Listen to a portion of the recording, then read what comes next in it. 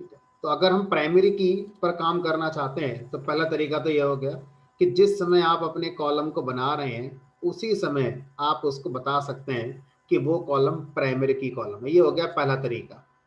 दूसरे तरीके में क्या है, पहले आप अपने कॉलम्स को बना लेते हैं, उसके बाद आप क्वेरी में कॉमा लगाकर बताते हैं कि प्राइमरी की को मुझे ये वाला कॉलम बताना है।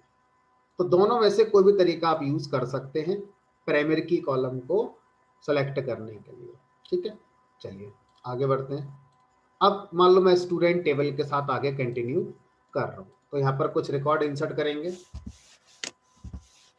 तो यहाँ पर insert into table name, table का नेम हो गया मेरा स्टूडेंट, देन वैल्यूज,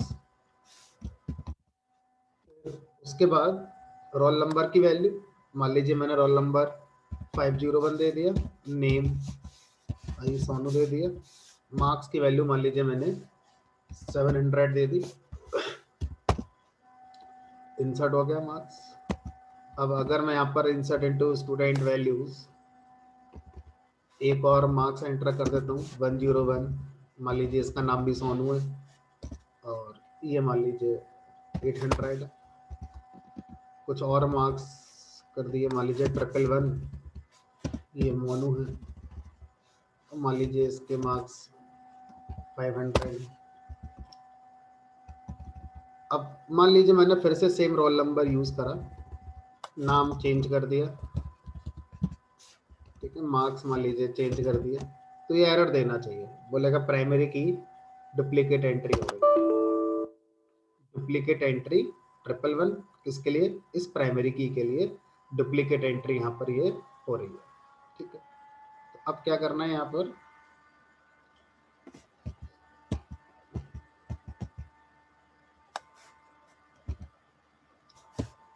सेलेक्ट करके देखते हैं रिकॉर्ड को, सेलेक्ट एस्ट्रे फ्रॉम स्टूडेंट,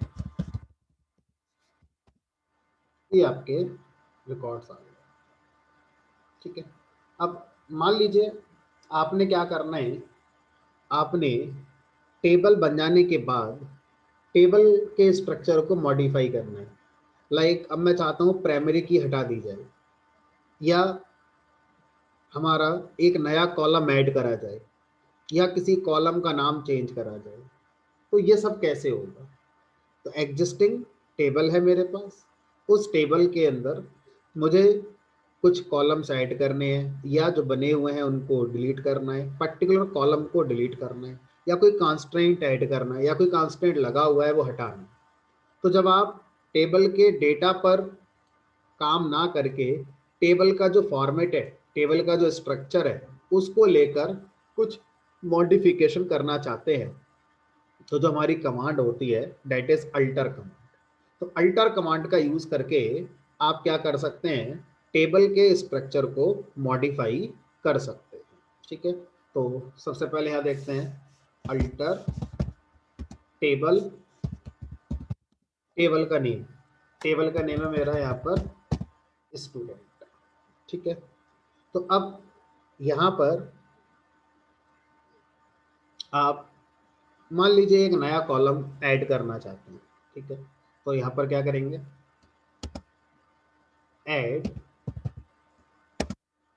उसके बाद फिर यहाँ लिखेंगे अपना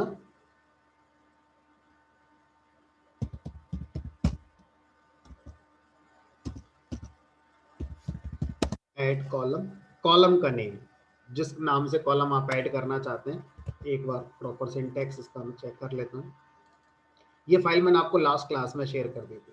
ठीक है, अल्टर टेबल, टेबल का नेम, ऐड कॉलम का नेम बताना है, कॉलम कीवर्ड नहीं लिखना है, और उसका डेटा टाइप।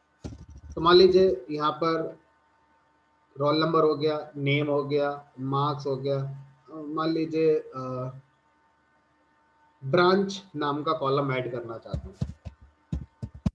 तो ये हमारा ब्रांच नाम का कॉलम ऐड हो जाएगा। और इस कॉलम का डेटा टाइप बताइए, डेटा टाइप क्या है, तो मान लीजिए आपने दे दिया स्पेस देके varchar 10।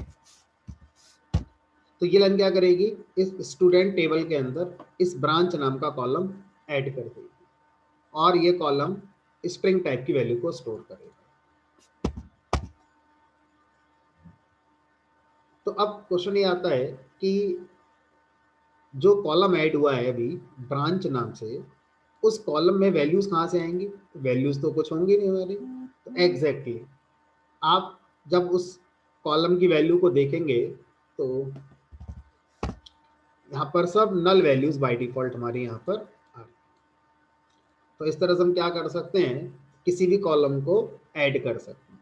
अब मुझे ये जो ब्रांच है इस ब्रांच को अपडेट करना है, तो अपडेट कैसे करोगे, तो ब्रांच को अपडेट करना है तो दो तरीके से आप कर सकते हो। या तो सारे स्टूडेंट्स की जो ब्रांच है वो सेम आप करना चाहते हो, या पर्टिकुलर रोल नंबर के अकॉर्डिंग आप ब्रांच को चेंज करना चाहते हो।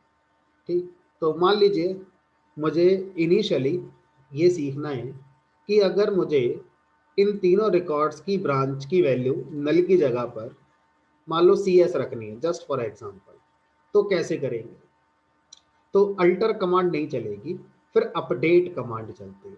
अपडेट कमांड का पर्पस होता है जो आपके रिकॉर्ड्स हैं उनको अपडेट करना।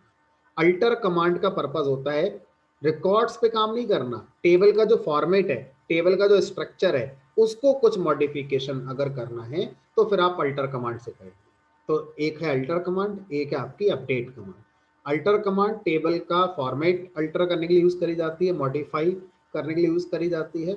और अपडेट कमांड टेबल में जो रिकॉर्ड्स होते हैं उनको लेकर कुछ अपडेट करना है, उनको आपको कुछ करना है तो अपडेट कमांड यूज होती है। तो मैं यहाँ पर अपडेट कमांड यूज कर रहा हूँ, यहाँ लिखेंगे अपडेट और उसके बाद टेबल, टेबल का नेम, टेबल का नेम डाल दिया यहाँ पर मैंने स्टूडेंट। उसके बाद अब आप क्या करेंगे, आप यहाँ बताएंगे कि किस कॉलम को, स्टूडेंट टेबल के किस कॉलम को आप अपडेट करना चाहते हैं। मान लीजिए ब्रांच कॉलम को मैं अपडेट करना चाहता हूँ, यहाँ लिखा मैंने अपडेट के बाद टेबल नेम सेट ब्रांच, ये क्या है, कॉलम का नाम।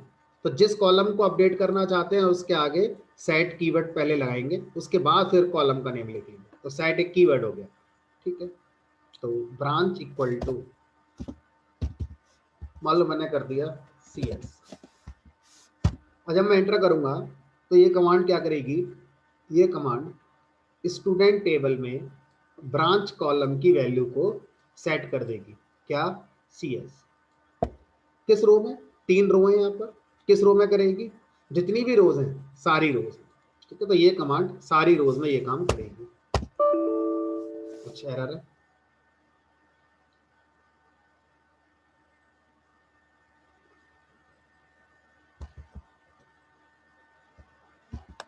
टेबल की हटाओ, अपडेट टेबल का name set column name equal to this, ठीक है। तो यहाँ पर अपडेट के बाद टेबल कीवर्ड ना आकर सीधा टेबल का नेम आएगा, ठीक। तो ये आपकी कमांड होगी update table name set branch. अब अगर मैं यहाँ पर एस्ट्रिक्ट चला कर देखूँ सबकी ब्रांच CS होगी। अब मान लीजिए इस बार मेरी रिक्वायरमेंट ये है कि जिसका रोल नंबर 111 था वो CS ब्रांच से नहीं है, वो EC ब्रांच से है, ये बाय मिस्टेक गलत हो गया।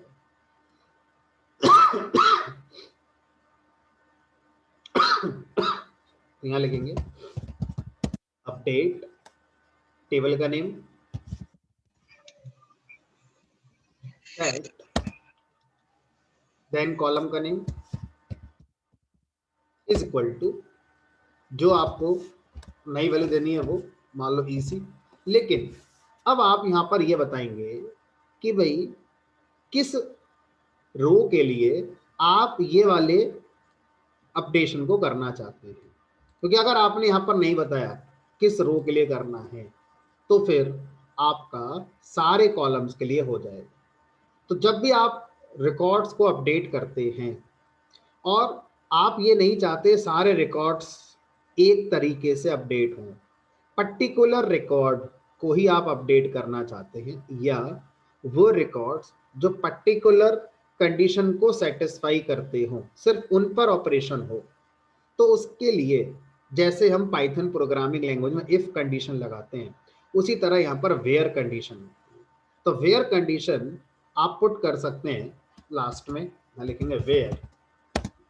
अब आप यहाँ लिखेंगे उस पर्टिकुलर रिकॉर्ड को आइडेंटिफाई करने का कंडीशन। तो आप इस रिकॉर्ड को आइडेंटिफाई करना चाहते हैं, तो क्वाइट ऑब्वियस है कि रोल नंबर प्राइमरी की कॉलम है, तो आप रोल नंबर के बिहाफ पर इस रो को आइडेंटिफाई कर सकते हैं। कैसे? वेयर कॉलम का नाम roll number is equal to 111। तो ये जो अपडेट कमांड है, इस अपडेट कमांड का मतलब है कि आप स्टूडेंट टेबल को अपडेट करने की बात कर रहे हैं, और उस टेबल में भी कौन सा कॉलम अपडेट करेंगे? ब्रांच कॉलम अपडेट करेंगे, जिसकी वैल्यू आप क्या करने जा रहे हैं? ईसी करने जा रहे हैं। लेकिन ये अपडेशन सारे रिकॉर्ड्स के लिए नहीं होगा, सिर्फ उन रिकॉर्ड्स के लिए होगा जहां पर ये कंडीशन आपकी सेटिस्फाई हो रही है। तो वेयर के बाद आप क्या लगा रहे हैं? अपनी कंडीशन लगा रहे हैं। ठीक है, तो अब एंटर करते हैं, और ऑब्वियस है कि इस कंडीशन पर एक ही रिकॉर्ड हमारा अपडेट होगा।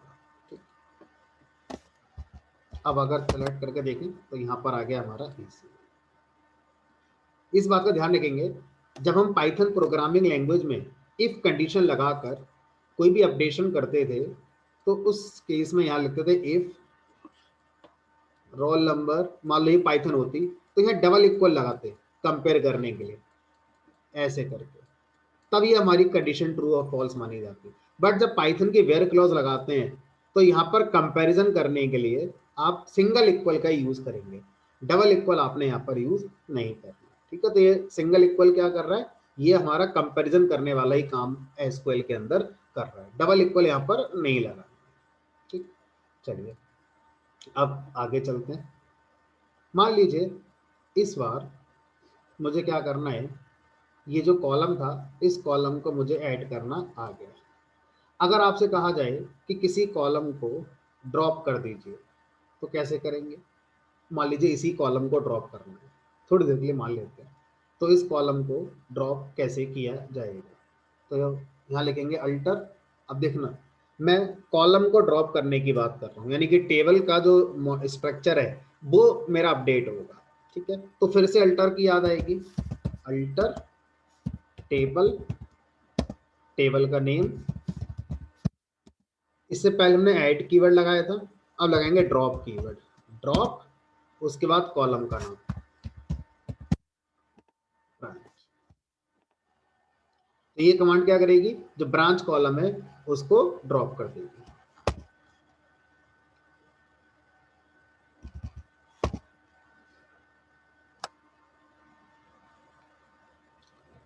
ठीक, अब मान लीजिए इसमें जो प्राइमरी की कॉलम लगा हुआ है रोल नंबर, इसको अगर मैं हटाना चाहूँ तो ये हट सकता है?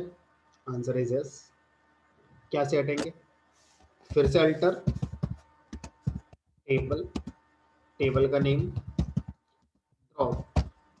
अभी हमने यही कमांड लिखी थी किसी कॉलम को ड्रॉप करने के लिए, लेकिन अगर मैं किसी कॉलम को ड्रॉप ना करके उस कॉलम पे लगा हुआ कांस्ट्रेंट ड्रॉप करना चाहता हूँ, तो सेम यहां तक लिखेंगे, उसके बाद कांस्ट्रेंट का नाम प्राइमरी स्पेस। तो इससे क्या होगा? हमारा इस स्टूडेंट टेबल में जो प्राइमरी की कांस्ट्रेंट है वो हमारा ड्रॉप हो जाएगा। तो आप ये नहीं बताओगे कि प्राइमरी की कांस्टेंट किस कॉलम से ड्रॉप करना है? रोल नंबर से ड्रॉप होगा, नेम से ड्रॉप होगा, या मार्क्स कॉलम से ड्रॉप होगा? तो पाइथन के अकॉर्डिंग, सॉरी एसक्यूएल के अकॉर्डिंग, एक टेबल में एक ही प्राइमरी की कॉलम हो सकता है। तो जो भी प्राइमरी की कॉलम आपने बना रखा है, उस कॉलम से ऑटोमेटिकली प्राइमरी की हमारी हट जाएगी। आपको बताने की जरूरत नहीं है कि किस कॉलम से वो हटानी है। ठीक है, देखते हैं क्या ये चलता है syntax.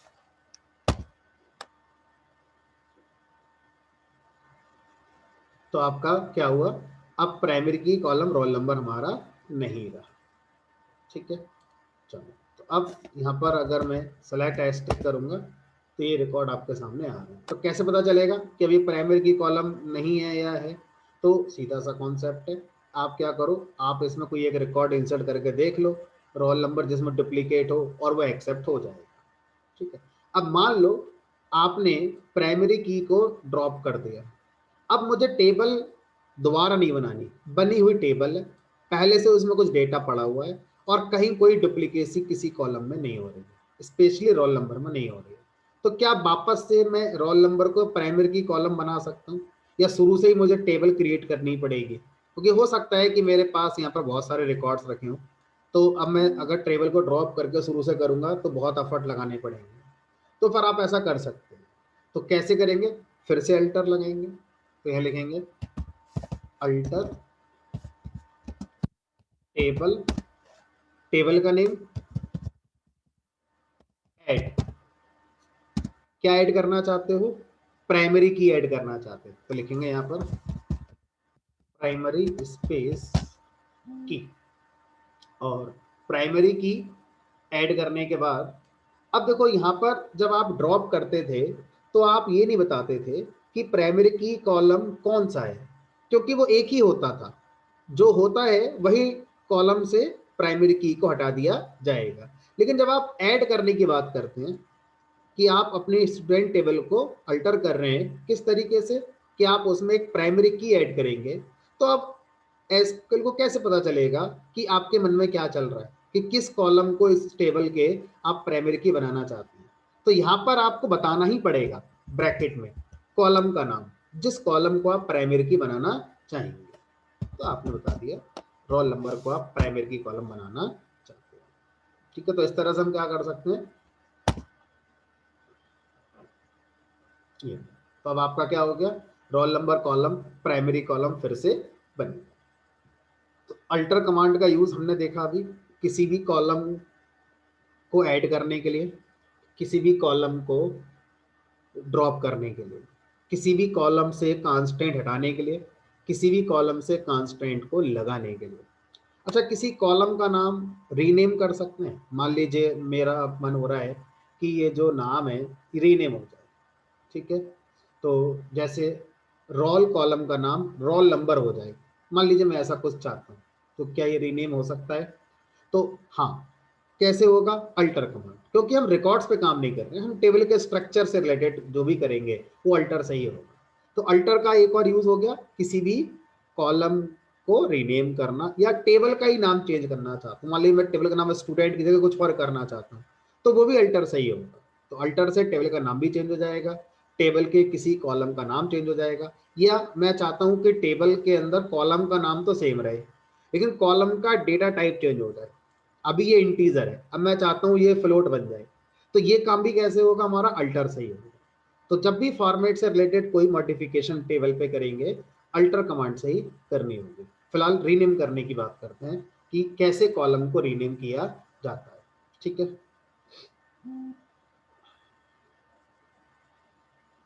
Alter table, table name, alter table, table name, फिर चेंज, चेंज कीवर्ड आएगा, ये चेंज कॉलम, कॉलम का नेम, कौन सा कॉलम रीनेम करना है, roll number column, for example roll number column change करना। उसके बाद स्पेस देकर न्यू कॉलम का नेम, न्यू कॉलम का नेम क्या हो गया, मान लो रोल नंबर, और नए कॉलम का जो रोल नंबर आप बता रहे हैं, नए कॉलम का नाम, इसका डेटा टाइप भी आपको बताना। तो इस कमांड से क्या होगा, स्टूडेंट टेबल में जो रोल नंबर कॉलम है इसका नाम चेंज हो जाएगा, और ये हमारा क्या हो जाएगा, रोल नंबर से रोल नंबर हो जाएगा। ठीक है, तो ये ओल्ड कॉलम नेम हो गया, न्यू कॉलम नेम हो गया, और साथ ही साथ आप डेटा टाइप भी बता दें।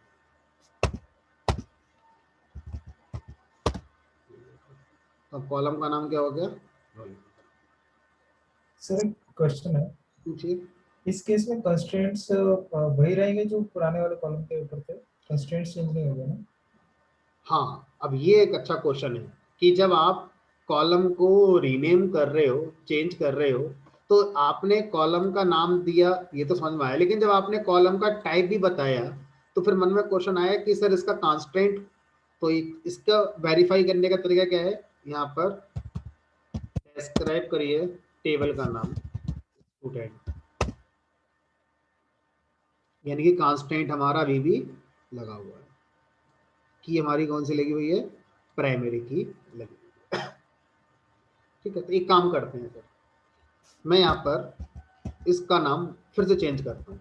मान लो इस बार इसको मैंने फिर से रोल नंबर से रोल कर दिया, और इस बार मैं डेटा टाइप नहीं बताता, तो देखते हैं कि बिना डेटा टाइप बताए क्या वो एक्सेप्ट करेगा या नहीं करेगा, क्योंकि जब हमने कांस्टेंट के बारे में कुछ नहीं बताया तो जो पुराना कॉलम था उसका कांस्टेंट उसने automatic as it is written रखा नहीं, तो यानी कि यहाँ पर आपको डेटा टाइप तो बताना पड़ेगा कांस्टेंट के लिए, वो ऑटोमेटिक पुराने वाले कांस्टेंट को ले लेगा, तो टाइप तो यहाँ बताना ही पड़ेगा। ठीक, अब कॉलम का नाम चेंज करने के बाद मान लीजिए मैं टेबल का नाम अगर चेंज करना चाहूँ तो कैसे करूँगा, टेबल का नाम अगर मैं चेंज करना चाहता हूँ, मान लो स्टूडेंट से स्टूडेंट्स ऐसा लगाना चाहता हूँ इसमें, तो उसका सिंटेक्स थोड़ा अलग होगा, अल्टर टेबल, पुरानी टेबल का नाम, रीनेम टू नई टेबल का नाम, ठीक है, लिखेंगे अल्टर टेबल, उसके बाद पुरानी टेबल का नाम जो भी है स्टूडेंट, रीनेम टू नए टेबल का नाम, तो ये क्या करेगा, इस स्टूडेंट टेबल को रीनेम कर देगा स्टूडेंट्स।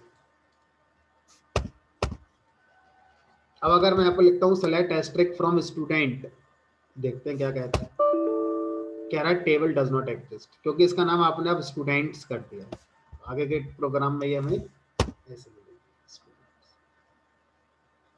ठीक है, तो अल्टर कमांड हमें लगभग काफ़ी तरह से यूज़ करनी आ गई है, थोड़ा बहुत अगर कुछ और भी ऐसा यूज़ केस मिलता है जो भी हमने डिस्कस नहीं करा तो आप आराम से उसको गूगल करके भी देख सकते हैं। ठीक है, तो आगे बढ़ते हैं और एक कंस्ट्रेंट और आपको पढ़ाते हैं पहले, जो होता है हमारा चेक कंस्ट्रेंट, चेक कंस्ट्रेंट और डिफॉल्ट कंस्ट्रेंट, ये दो कंस्ट्रेंट और पढ़ा देते हैं, उसके बाद फिर पढ़ेंगे कंपोजिट की कंस्ट्रेंट और फॉरेन की कंस्ट्रेंट। ठीक है, तो पहले चेक और डिफॉल्ट की बात करते हैं, चेक कंस्ट्रेंट हमारा कैसे काम करता है। मान लीजिए जब मैं इस टेबल में रिकॉर्ड को इंसर्ट करूंगा तो ऐसा हो सकता है कि इंसर्ट करते समय बाय मिस्टेक किसी से मार्क्स की वैल्यू नेगेटिव में इंसर्ट हो जाए, तो यूनिवर्सिटी की तरफ से पहले क्लियर था कि मार्क्स नेगेटिव नहीं होंगे, आप गलत क्वेश्चन भी करके आएंगे तो नेगेटिव मार्किंग नहीं है, तो किसी भी तरह से मार्क्स की वैल्यू नेगेटिव अलाउड नहीं होनी चाहिए, या आप चाहते हैं कि आपके जो मार्क्स हैं वो मैक्सिमम 1000 होने चाहिए, उससे ज़्यादा होने ही नहीं चाहिए, क्योंकि मैक्सिमम मार्क्स 1000 है, तो आप एक कॉन्स्ट्रेंट यहाँ पर लगाना चाहते हैं, इस बार मार्क्स कॉलम पर आप एक कॉन्स्ट्रेंट लगाना चाहते हैं कि मार्क्स कॉलम में कोई भी वैल्यू नेगेटिव नहीं होनी चाहिए या 1000 से ज़्यादा नहीं होनी चाहिए। तो अब ये जो कॉन्स्ट्रेंट है ये ऐसा कॉन्स्टेंट नहीं है जिसको एसक्यूएल में पहले से बना दिया जाए, क्योंकि ये बहुत स्पेसिफिक रिक्वायरमेंट हो गई कि आपको इस कॉलम में इसी रेंज की वैल्यू चाहिए, इसके बाहर की वैल्यू चाहिए ही नहीं। तो अभी अगर मैं मान लीजिए इंसर्ट करता हूं तो क्या होगा, देख ये इंसर्ट हो जाएगा स्टूडेंट्स टेबल पे, और सेलेक्ट करा के देखेंगे तो देखेगा अभी,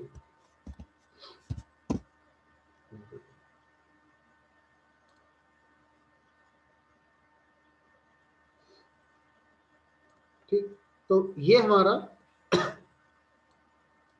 जो रिकॉर्ड है ये यहाँ पर हमारा इंसर्ट हो जाता है। तो अब क्या नहीं चाहते आप, अब हम इस रिकॉर्ड को यहाँ पर नहीं चाहते इंसर्ट, या अगर मैं ऐसे इंसर्ट कर दूं,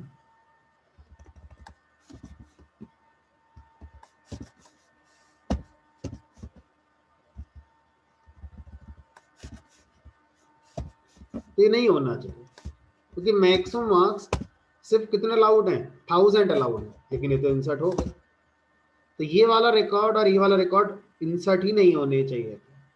तो उसके लिए चेक कॉन्स्ट्रेंट यूज होता है।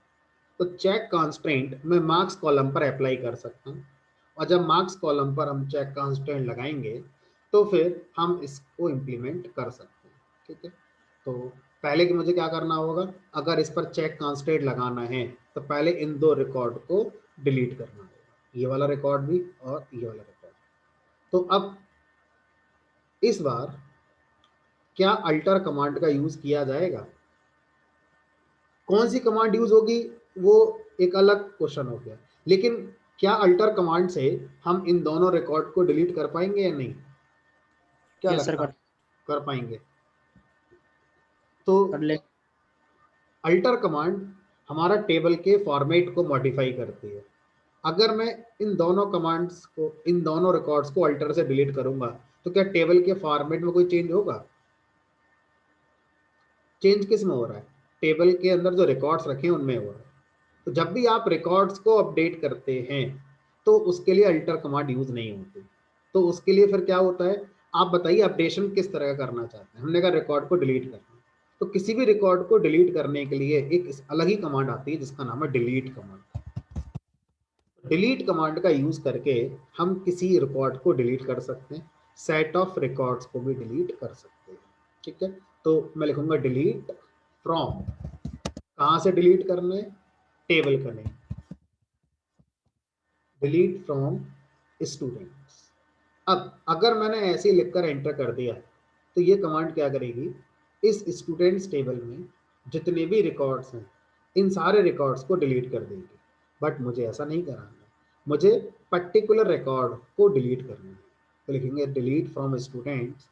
जब भी मुझे रिकॉर्ड्स को आइडेंटिफाई करना होता है कि मुझे इस पर्टिकुलर रिकॉर्ड के लिए काम करना है या उन सारे रिकॉर्ड्स के लिए काम करना है जो मेरी कंडीशन को सेटिस्फाई करते हों, तो उसके लिए वेयर क्लॉज का यूज किया जाएगा। तो लिखेंगे वेयर, उसके बाद roll number is equal to, ये वाला रिकॉर्ड डिलीट करना 121 121। अब अगर आपने एंटर कर दिया तो ये वाला रिकॉर्ड डिलीट हो जाएगा, लेकिन ये वाला तो रह जाएगा। तो हम यहाँ पर ऐसा नहीं कह सकते कि जहां पर रोल नंबर की वैल्यू 121 हो या 122 हो, कोई सी भी हो, डिलीट हो जाना चाहिए। तो अब सोचो, जब आप पाइथन के अंदर कंडीशन पे काम करते हैं और एक से ज़्यादा कंडीशन आपको लगानी होती है इफ के अंदर, तो एक से ज़्यादा कंडीशन के लिए हम क्या यूज़ करते हैं, लॉजिकल ऑपरेटर यूज़ करते हैं, लॉजिकल एंड लॉजिकल और। सेम कॉन्सेप्ट यहाँ पर है, जब आप वेयर के साथ एक से ज़्यादा कंडीशन पे काम करेंगे तो लॉजिकल एंड या लॉजिकल और लगा के ही काम करेंगे। तो यहाँ पर मैं लिखूंगा roll number equal to this और roll number is equal to 122। तो इन दोनों में से कोई भी रोल नंबर अगर होगा तो वो रिकॉर्ड डिलीट हो जाएगा, दोनों होंगे तो दोनों रिकॉर्ड डिलीट हो जाएंगे। ठीक है, टू रिकॉर्ड्स डिलीट।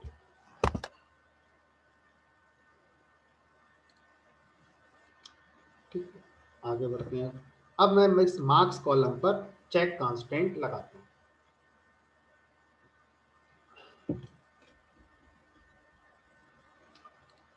सिंटैक्स देखते हैं एक बार।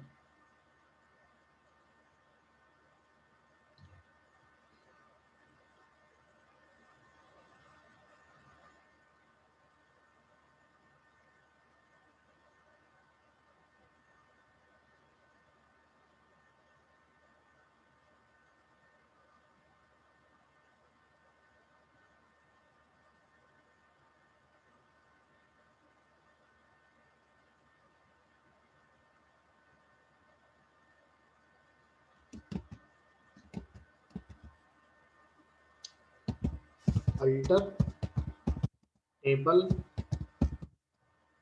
टेबल का नेम, ऐड। अब ऐड करना है हमारे लिए चेक कांस्टेंट, तो लिखेंगे चेक, और किस कॉलम के लिए करना है वो कॉलम की कंडीशन लिख दीजिए। तो कांस्टेंट है हमारा कि जो हमारे मार्क्स हैं वो ग्रेटर देन 0 होने चाहिए,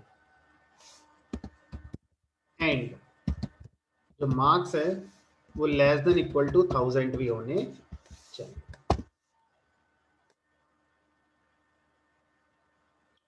इसका मतलब क्या हुआ कि आपने स्टूडेंट्स टेबल को फिर से मॉडिफाई करा स्ट्रक्चर के वाइज, और इस बार आपने क्या ऐड करा, चेक कांस्टेंट को ऐड करा। और चेक कांस्टेंट क्या है कि जो मार्क्स कॉलम है उसकी वैल्यू 0 से ग्रेटर होनी चाहिए, एंड जो मार्क्स की वैल्यू है वो 1000 या 1000 से लेस होनी चाहिए। ठीक है। तो अब यहाँ पर अगर आप इंसर्ट करेंगे रिकॉर्ड के लिए, मान लीजिए आपने ये वाला रिकॉर्ड इंसर्ट करा, 122 रोल नंबर है, नेम है मोनू, और मार्क्स की वैल्यू है 5000। कह रहा है check constraint this and this. अब एक छोटा सा माई एसक्यूएल के साथ ड्रॉबैक है कि जो चेक कॉन्स्ट्रेंट है ये माई एसक्यूएल में लेटेस्ट वर्जन पे काम करता है, माई एसक्यूएल 5 पर ये नहीं चलता। तो माई एसक्यूएल 8 अगर आपके पास है तो 8 पर तो ये चलेगा, और अगर आप माई एसक्यूएल 5.8 या 5.5 या 5.2 पर काम कर रहे हैं तो चेक कॉन्स्ट्रेंट वहाँ पर काम नहीं करता। ठीक है, तो इस बात का थोड़ा सा ध्यान रखेंगे। जो मैंने नोट्स आपको शेयर करे थे लास्ट क्लास में ये बात लिखी हुई है ना। MySQL 8.0.16, even 8 भी नहीं, 8.0.16 is the first version that supports check constant. इससे पहले के जितने MySQL के वर्जन है वो चेक कांस्टेंट को सपोर्ट हमारा नहीं करते। ठीक है, चलिए, तो ये हमारा इस तरह से चेक कांस्टेंट को आप यहाँ पर अप्लाई कर सकते हैं। अब आता है एक और कांस्टेंट जो है हमारा डिफॉल्ट कांस्टेंट। अब ये डिफॉल्ट कांस्टेंट क्या होता है, कैसे काम करता है, उसकी बात करते हैं। मान लीजिए यहाँ पर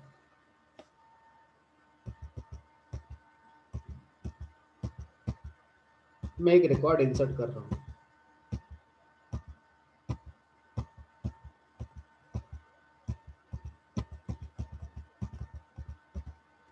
और मैंने यहाँ पर मार्क्स की वैल्यू इंसर्ट नहीं करी, मार्क्स की वैल्यू इंसर्ट नहीं करी। मैंने बता दिया स्टूडेंट्स टेबल में मैं सिर्फ रोल नंबर की वैल्यू इंसर्ट कर रहा हूँ और नेम की वैल्यू इंसर्ट कर रहा हूँ। ठीक है, लेकिन मार्क्स की वैल्यू में इंसर्ट नहीं कर रहा। तो आप ऐसा कर सकते हैं, और बाय डिफॉल्ट जो मार्क्स है उसकी वैल्यू क्या आएगी, इंसर्ट होगी नहीं, तो वो नल इंसर्ट हो जाएगी। ऐसा हमने अभी देखा भी। ठीक है, बट मैं नहीं चाहता ऐसा हो। मैं चाहता हूँ कि अगर आप मार्क्स कॉलम में वैल्यू इंसर्ट ना करें तो डिफॉल्ट वैल्यू जो नल इंसर्ट होती थी वो नल इंसर्ट ना होकर जो मैं बताऊंगा वो इंसर्ट हो जाए। तो क्या ये पॉसिबल है? आंसर इज यस, ऐसा पॉसिबल। फिलहाल मैं ऐसा करता हूँ और देखते हैं सेलेक्ट कमांड चलाकर कि क्या होता है। यहाँ पर आ गई। अब मैं चाहूंगा कि मार्क्स कॉलम में एक डिफॉल्ट वैल्यू सेट कर दो पहले। अगर आप अपनी वैल्यू लेकर आए हैं तब तो जो आप वैल्यू लेकर आए हैं वही वैल्यू इंसर्ट हो जाए, और अगर आप अपनी वैल्यू लेकर नहीं आए हैं तो जो आपने पहले सेट करी हुई है वो हमारी वैल्यू यहाँ पर सेट हो जाए। ठीक है, तो कैसे करेंगे? तो अब मुझे मार्क्स कॉलम में क्या करना है, डिफॉल्ट कॉन्स्ट्रेंट को लगाना है। ठीक है, तो डिफॉल्ट कॉन्स्ट्रेंट कैसे लगेगा उसको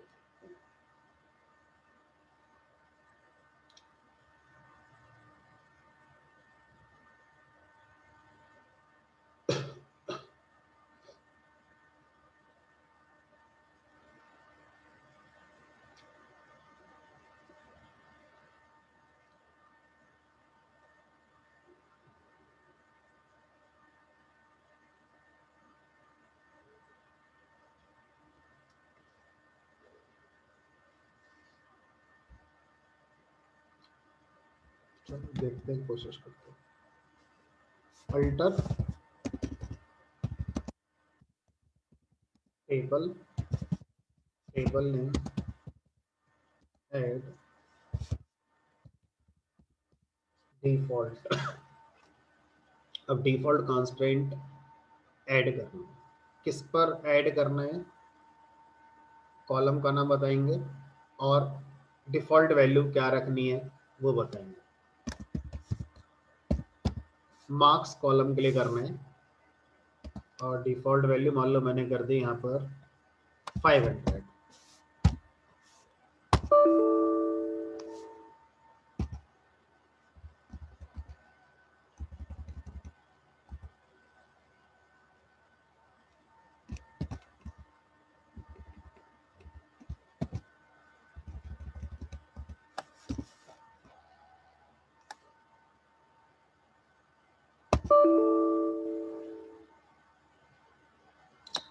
इसका सिंटैक्स हमें एक बार चेक करना पड़ेगा कि अगर डिफॉल्ट कंस्ट्रेंट को इन बिटवीन ऐड करना हो तो कैसे करेंगे।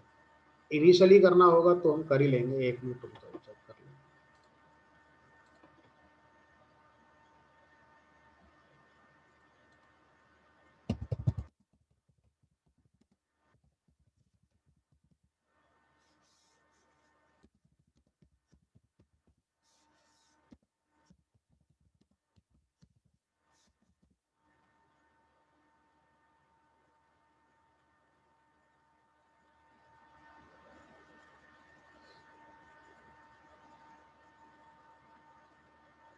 अल्टर टेबल का नेम चेक करते हैं।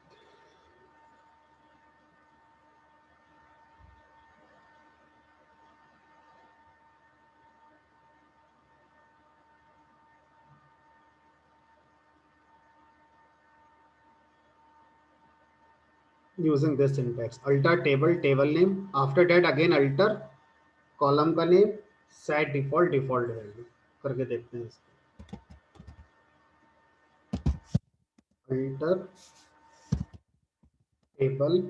टेबल का name students, then alter column का नेम, सेट डिफॉल्ट और डिफॉल्ट वैल्यू। ये सिंटैक्स लग रहा है, रन करके देख लेते हैं। तो ये थोड़ा सा आप ध्यान रखेंगे कि कई बार जो हमारे एसक्यूएल के सिंटैक्स होते हैं डेटाबेस टू डेटाबेस वेरी करेंगे। तो माई एसक्यूएल में अगर ये सिंटैक्स है तो ऐसा नहीं कह सकते कि ऑरेकल में भी यही चलेगा या हर डेटाबेस में यही चलेगा। Most of the SQL same है, but 20% variation database to database आपको मिल जाएगा। फिलहाल इसको रन करके देखते हैं क्या ये कर रहा है काम। ठीक है, यानी कि ये कमांड से हम क्या कर सकते हैं, स्टूडेंट टेबल को अल्टर कर रहे हैं और किस रेस्पेक्ट में, जो मार्क्स कॉलम है उसको कैसे, उसकी डिफॉल्ट वैल्यू हमने सेट कर दी 500। तो अब अगर मैं रिकॉर्ड इंसर्ट करता हूँ, मान लीजिए रोल नंबर और ये कर दिया 212 और ये कर दिया मान लीजिए पिंटू। तो अब देखो पिंटू वाले रिकॉर्ड में मैंने मार्क्स की वैल्यू इंसर्ट नहीं करी है, तो अब वो नल की जगह पर क्या आनी चाहिए, 500 आनी चाहिए।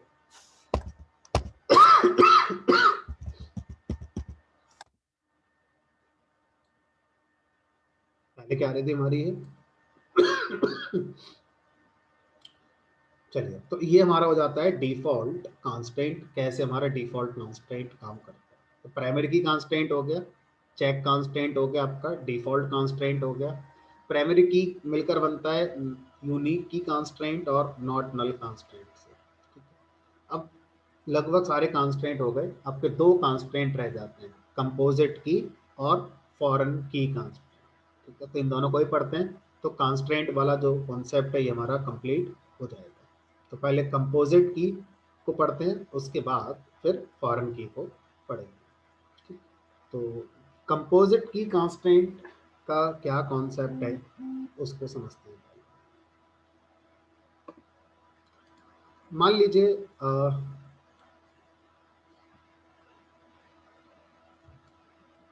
ये आपका, मान लीजिए ये हमारा ड्यूकैट ऑर्गेनाइजेशन है। इस एग्जाम्पल को समझने के लिए और यहाँ पर आप लोगों ने अपने एडमिशन ले रखे हैं।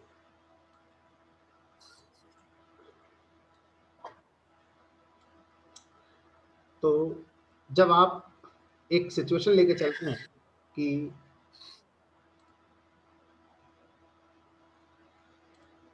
मान लीजिए आपने ड्यू कैट में अपना एडमिशन कराया और आपको एक ड्यू कैट आईडी मिल गई।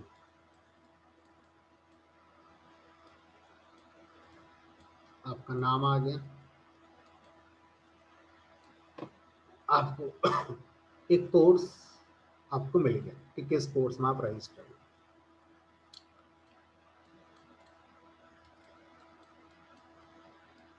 ठीक है, और उस कोर्स का एक ड्यूरेशन है।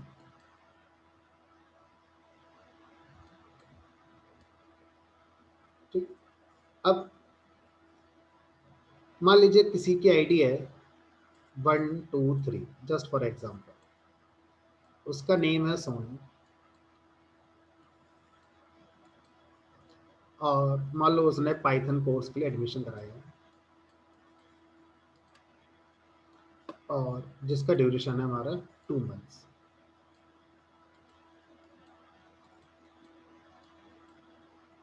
अब मान लीजिए यही स्टूडेंट हमारा मशीन लर्निंग के लिए भी एडमिशन करना चाहता है, तो ऐसा हो सकता है कि आपकी जो आईडी है वो दोबारा नई ना बने, तो लेकिन हमें आपकी डिटेल मेंटेन करनी है।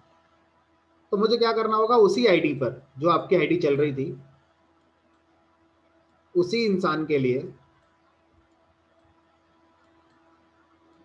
नया कोर्स असाइन करना है मशीन लर्निंग का। ठीक है, मान लो 2 मंथ्स का ये भी कोर्स है। तो अगर ऐसी सिचुएशन आती है, तो मैंने जानबूझकर ये वाला एग्जांपल लिया, इसी तरह की सिनेरियो को समझने के लिए हम क्या कर रहे हैं, जो आपका कंपोजिट की है उसको समझेंगे इसी तरह के सिनेरियो को लेकर।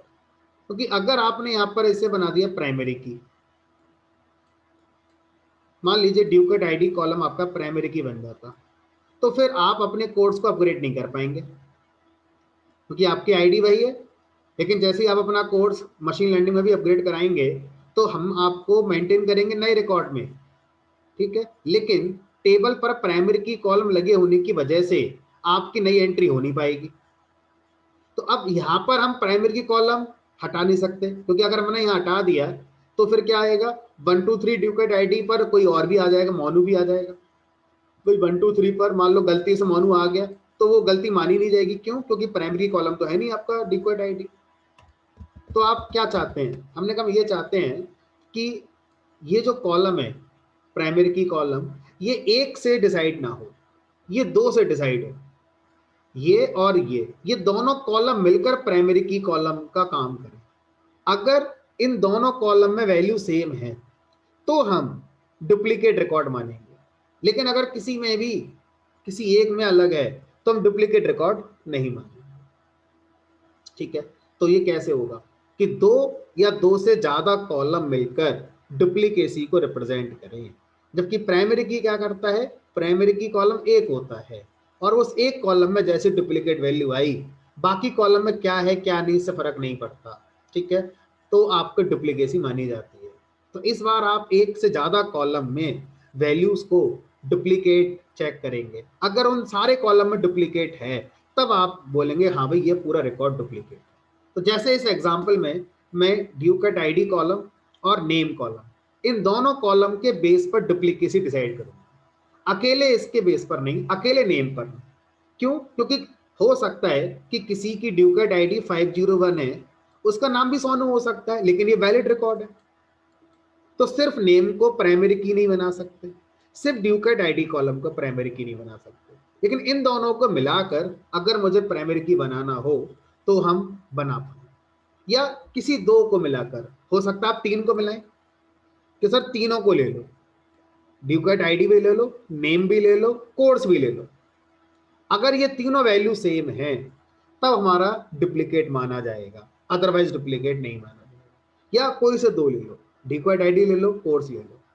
तो जब कभी इस तरह की सिचुएशन आती है कि आप एक से ज़्यादा कॉलम के बिहाफ पर डुप्लीकेसी को मैनेज कर रहे हैं, तो इसी को हम क्या बोलते हैं, कंपोजिट की। तो कंपोजिट की मल्टीपल कॉलम्स को प्राइमरी की बनाकर बनाई जाती है। जो हमारी कंपोजिट की होती है वो मल्टीपल कॉलम्स को प्राइमरी की बनाकर लगाई जाती है। ठीक है, एक मिनट रुकेंगे जरा।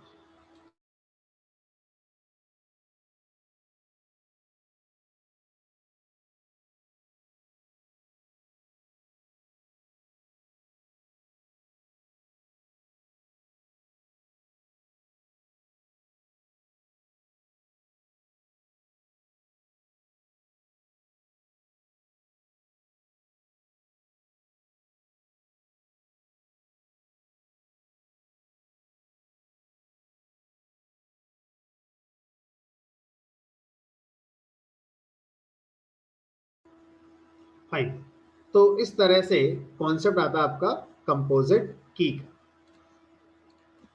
एक बार पढ़ लेते हैं कंपोजिट की, उसके बाद फिर इम्प्लीमेंट करते हैं।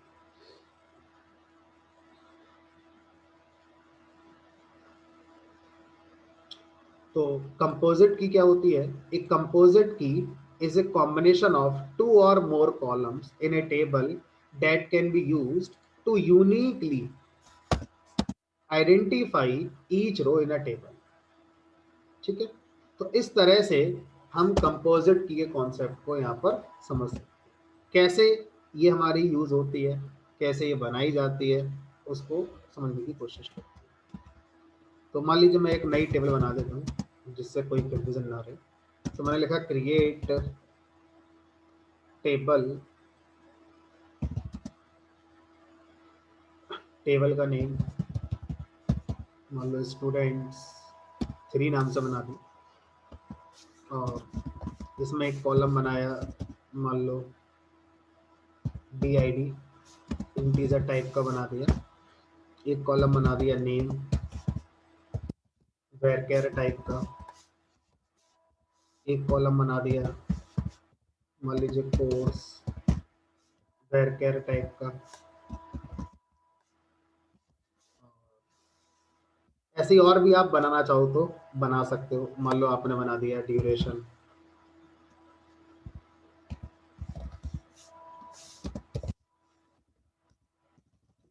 बना दिया।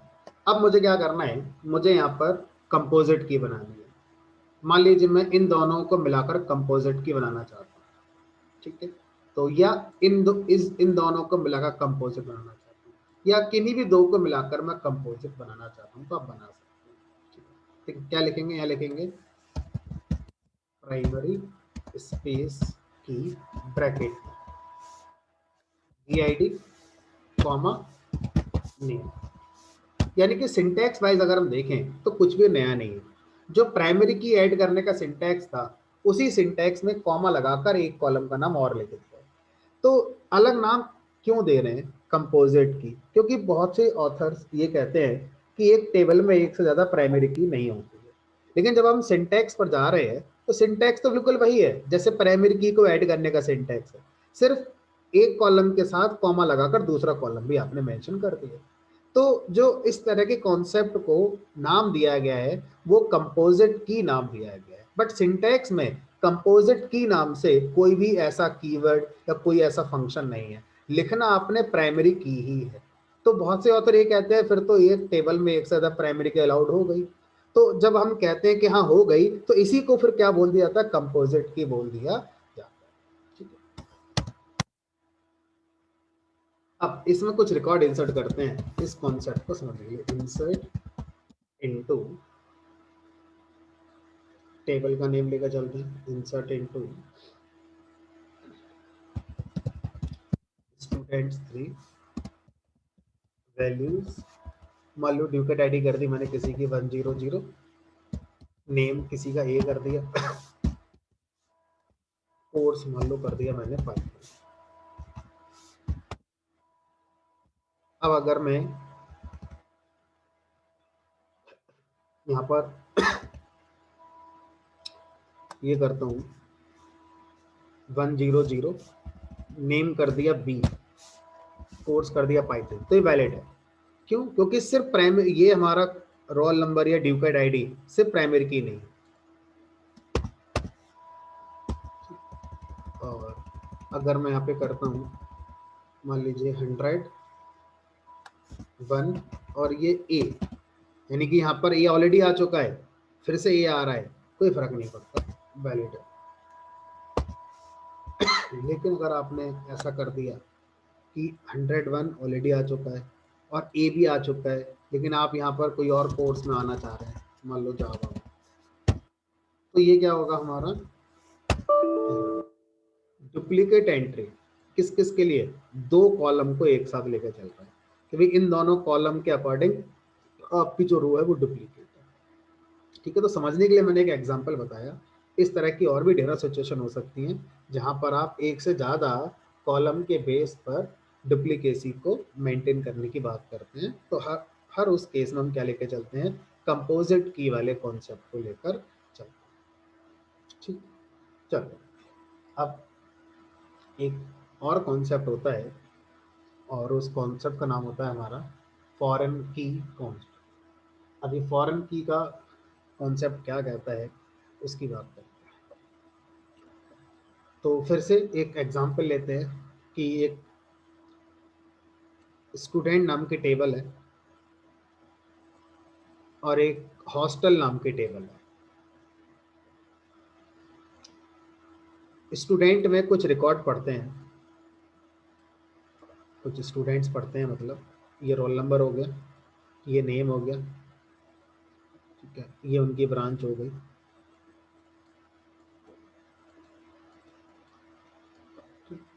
अब यहाँ पर रोल नंबर किसी का मान लो 1 है, किसी का नेम ए है, ब्रांच कुछ भी दे दो, रोल नंबर 2 है।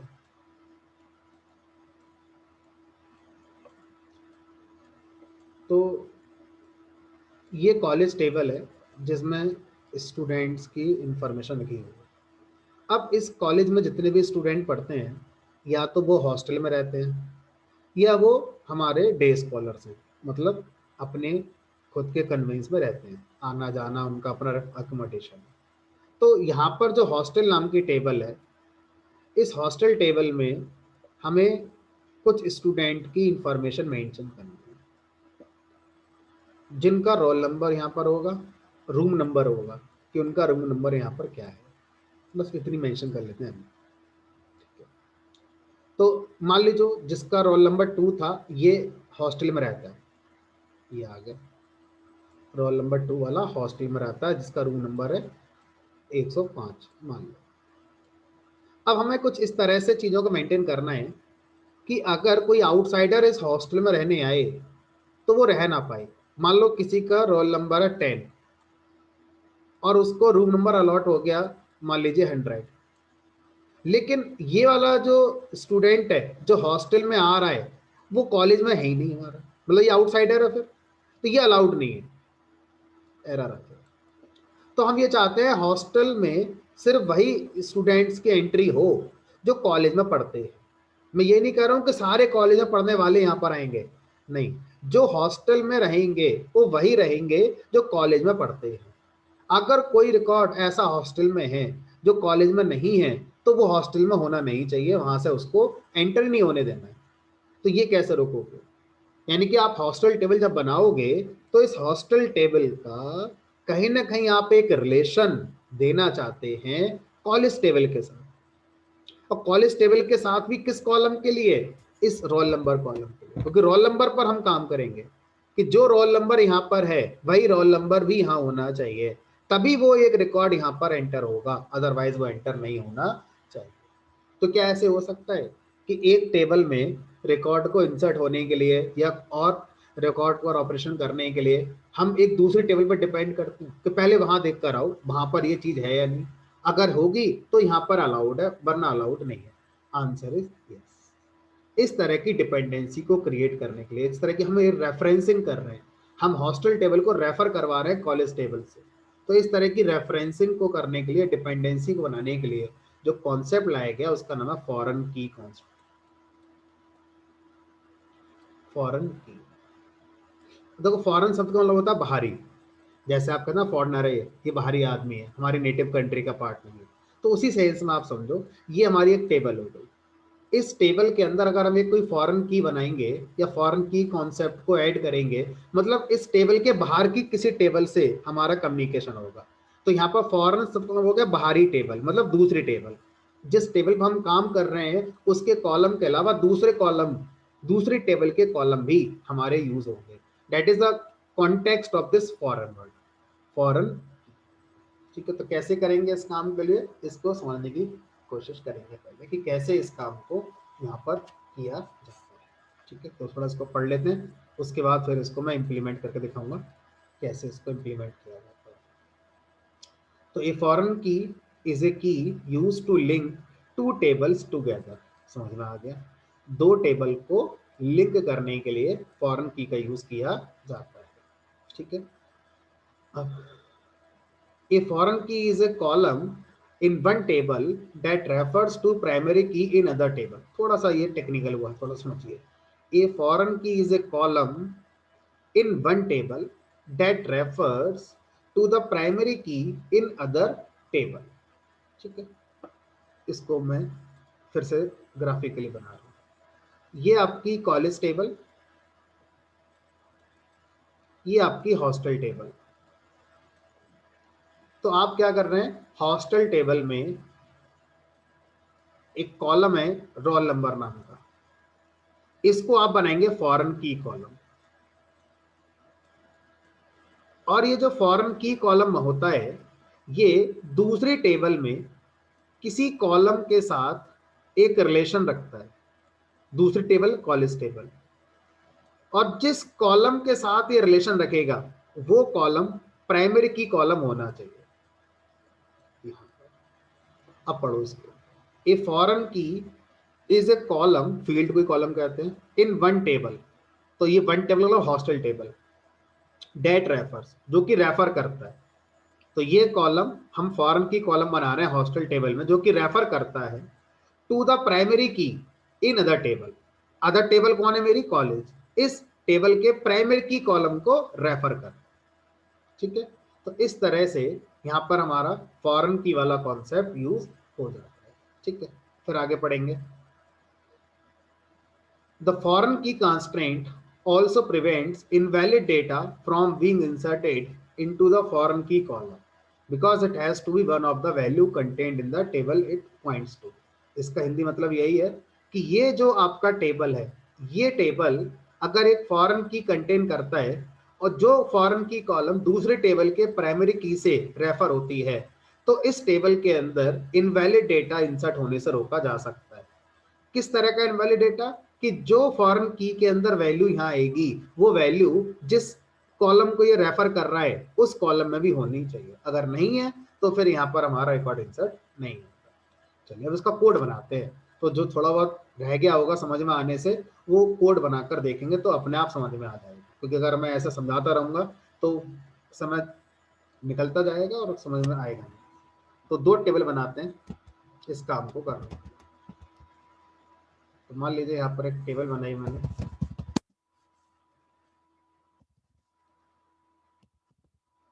ये टेबल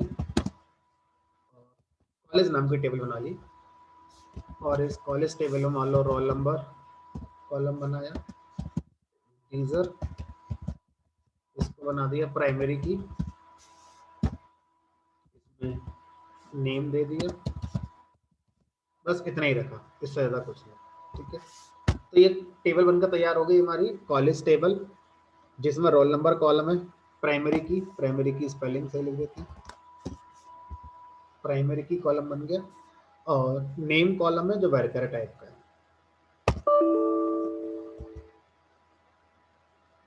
कहाँ गलती है,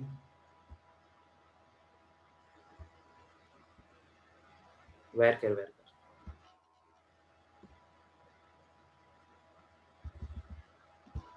का सर्च।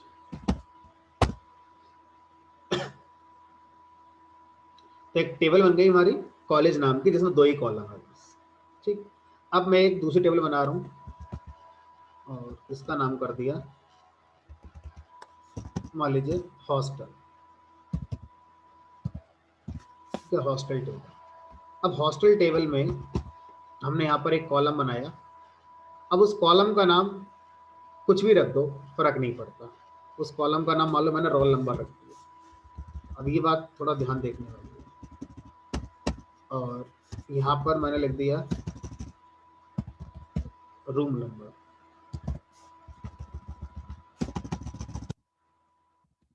तो कॉलेज टेबल बन चुकी है जिसमें 2 कॉलम है, एक प्राइमरी की कॉलम है। हॉस्टल टेबल में बना रहा हूँ जिसमें भी 2 कॉलम बना रहा हूँ। एक का नाम मैंने रोल नंबर रखा है, एक का नाम मैंने रूम नंबर। ठीक है, अब मैं चाहता हूँ कि इस टेबल का रेफरेंसिंग हो जाए इस टेबल के साथ। तो यहाँ पर मैं कॉमा लगा के लिखूंगा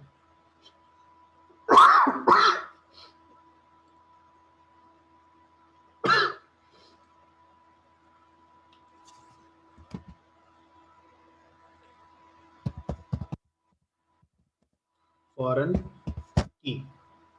इस टेबल की फॉरेन की बन रही है, और वो फॉरेन की कौन सा कॉलम बनेगा, ब्रैकेट में कॉलम का नाम बता दिया रोल नंबर। यानी कि जो हॉस्टल टेबल बन रही है इसमें एक फॉरेन की बनाई जा रही है। कौन सी वाली, इस वाले को फॉरेन की बना, स्पेस देकर। अब इस फॉरेन की कॉलम का रेफरेंस कॉलम कौन होगा दूसरे टेबल में, यहाँ लिखेंगे RE रेफरेंस। रेफरेंस के बाद दूसरे टेबल का नाम, ठीक है, कॉलेज। अब कॉलेज टेबल के किस प्राइमरी कॉलम के साथ रेफरेंस करना है, फिर समझिए। ये हमने कॉलेज टेबल बना दी पहले ही, ये हमारी कॉलेज टेबल बनकर तैयार हो गई। इस कॉलेज टेबल में 2 कॉलम बन गए, रोल नंबर रोल नाम से, और दूसरा है हमारा नेम नाम से। और ये बनाया मैंने प्राइमरी की। अब हॉस्टल टेबल हम बना रहे हैं, और इस हॉस्टल टेबल में 2 कॉलम मैंने बनाए। एक का नाम रखा रोल नंबर और एक का नाम रख दिया रूम नंबर। तो जनरली लोगों को कन्फ्यूज़न होता है कि जिस टेबल में फॉरेन की बना रहे हैं उस फॉरेन की कॉलम का नाम सेम होना चाहिए उस प्राइमरी की कॉलम के नाम से जो दूसरे टेबल में। नहीं, ऐसा नहीं है। नाम इसका कुछ भी हो सकता है, ठीक है। यहाँ पर नाम कुछ भी हो सकता है, यहाँ पर नाम कुछ भी हो सकता है। हम सिंप्लिसिटी के लिए नाम सेम रख देते हैं, बट सिंटैक्स कहता है कि नाम कुछ भी हो सकता है। तो मैंने नाम कुछ और नहीं रखा है। फिर मैंने क्या कर बताया कि ये इस टेबल की फॉरेन की है जो कि इस वाली टेबल के इस वाले कॉलम के साथ रेफरेंस हो रही है, ठीक है। अब इसको मैं रन कराता हूँ, एंटर करता हूँ। कहाँ एरर होगी देखो जरा, रेफरेंसेस रेफरेंसेस ऐसे लगेगा, बन गई, ठीक है। तो ये बनकर तैयार हो गई है। तो अब ये बताओ, सबसे पहले अगर रिकॉर्ड मुझे इंसर्ट करना होगा तो मैं किस में रिकॉर्ड इंसर्ट करूंगा, कॉलेज टेबल में या हॉस्टल टेबल में? कॉलेज टेबल में इंसर्ट करना होगा, है ना। क्योंकि अगर मैं पहले हॉस्टल में इंसर्ट कर दूंगा तो वो तो पहले चेक करने जाएगा कि जो रोल नंबर हॉस्टल में आ रहा है क्या वो कॉलेज में है या नहीं। वो तो कॉलेज में होगा नहीं, तो एरर दे देगा, बोलेगा रिकॉर्ड तो इंसर्ट हो नहीं सकता हमारा। ठीक है, चलो देखते हैं, एक काम करते हैं, पहले हॉस्टल वाले में इंसर्ट करके देखते हैं क्या होता है। तो लिखा मैंने यहाँ पर इंसर्ट इनटू, टेबल का नेम हो गया हॉस्टल, मैंने नाम रखा है हॉस्टल का HSTL हॉस्टल। उसके बाद वैल्यूज, रोल नंबर दे दिया मान लीजिए मैंने 1, रूम नंबर दे दिया मैंने 100। Can not add or update a child row, foreign key constraint fail. क्योंकि ये जो आप फॉरेन की में इंसर्ट कर रहे हैं हॉस्टल टेबल के, ये आप जिसको रेफर करता है दूसरे टेबल में, उस टेबल के अंदर ये डेटा अवेलेबल नहीं है। तो क्या करेंगे, पहले इंसर्ट करके आएंगे college, insert into college, values, roll number 1, नाम उसका मानो ए, रोल नंबर 2 नाम कर दिया बी, रोल नंबर 3 नाम कर दिया सी। ठीक, अब इंसर्ट करते हैं हॉस्टल वाले में, हो गया insert। जो 3 वाला है ये भी रहता है, ये भी कर दिया, और अगर मैं 4 वाले को इंसर्ट करूंगा तो मना कर दिया, क्योंकि ये वाला तो वहां पर, ठीक है। चलिए, तो इस तरह से ये हमारा कॉन्सेप्ट हो जाता है। सेलेक्ट करके तो आप देख ही सकते हैं, select asterisk from college, select asterisk from hostel. तो कॉन्स्ट्रेंट का जो कॉन्सेप्ट है ये हमारा पूरा हो गया। प्राइमरी की हमने कौन कौन से कॉन्स्टेंट पढ़े, एक बार फिर से देख लो। Not null constraint, unique constraint, primary key constraint, foreign key constraint, check constraint, default constraint. 1 2 3 4 5 6, 6 तरह के कॉन्स्ट्रेंट हैं जो हमने यहाँ पर पढ़े हैं। उनमें से चेक कॉन्स्ट्रेंट को ध्यान रखना है कि माई सिक्वल के लेटेस्ट वर्जन में सपोर्ट कर रहा है, इससे पुराने वाले वर्जन में सपोर्ट हमारा नहीं करता। ठीक, अब आगे चलते हैं, और नेक्स्ट कॉन्सेप्ट है auto increment column. Auto increment column ये क्या होता है? ऑटो इंक्रीमेंट कॉलम, इसकी बात करें।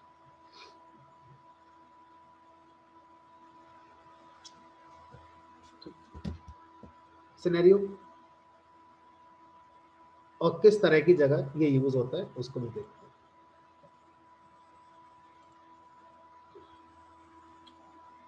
तो मान लीजिए कोई एक ऑर्गेनाइजेशन है जिसमें बहुत सारे एम्प्लॉइज काम करते हैं। टेबल का नाम मैंने एम्प्लॉय कर दिया, टेबल, टेबल का नाम होता है यहाँ पर एम्प्लॉय।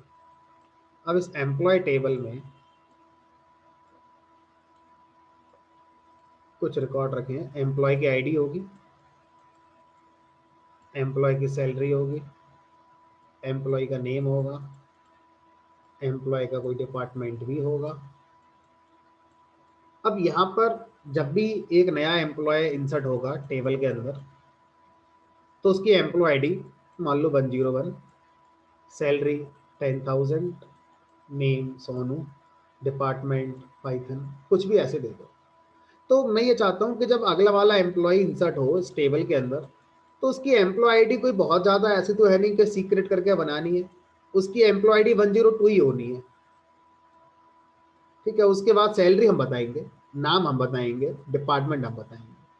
तो यहाँ पर जो एम्प्लॉय आईडी कॉलम है, इस एम्प्लॉय आईडी कॉलम को लेकर मुझे कुछ करना है।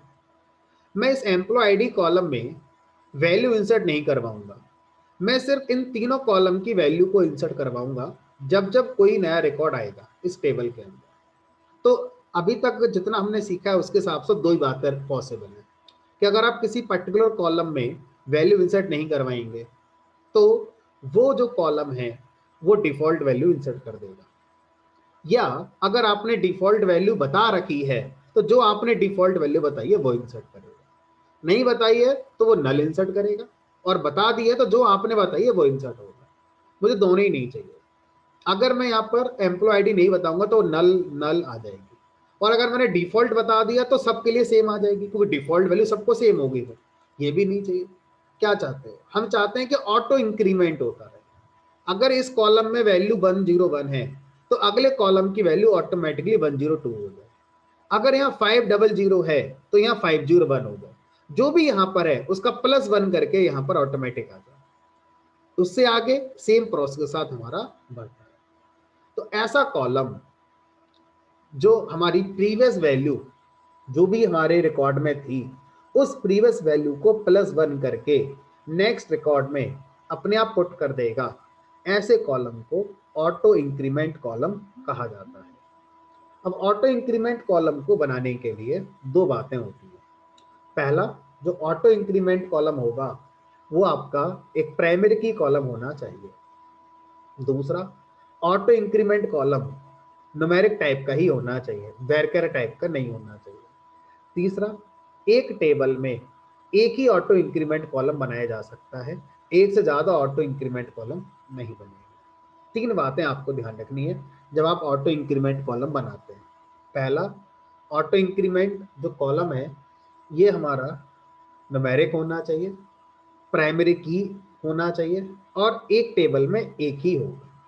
ठीक, इन सारी बातों को ध्यान में रखते हुए हम एक टेबल बनाते हैं एम्प्लॉय नाम की, जिसमें हम सिर्फ 3 कॉलम बनाएंगे, आईडी, सैलरी, नेम। ठीक है, आईडी अगर मैं दूंगा तो मेरी वाली हो जाएगी, नहीं दूंगा तो ऑटो इंक्रीमेंट वाली चलेगी। तो बनाते हैं, क्या सिंटैक्स होगा वो देखेंगे।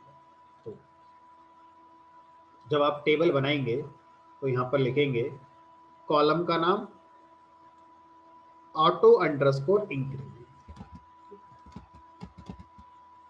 तो ये लिखते हैं टेबल, टेबल का नाम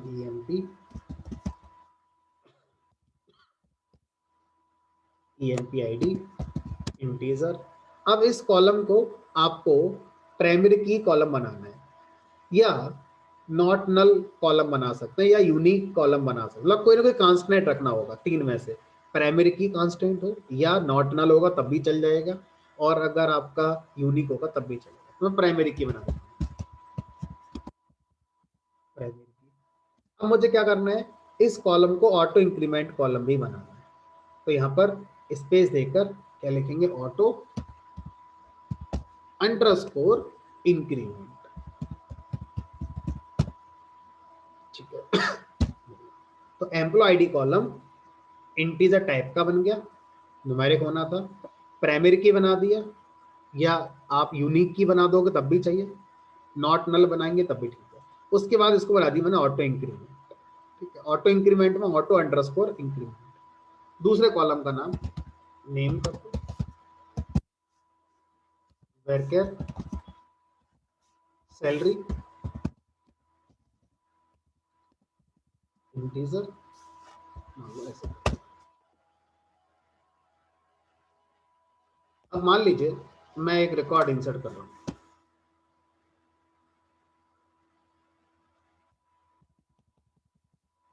इंसर्ट इनटू टेबल नेम।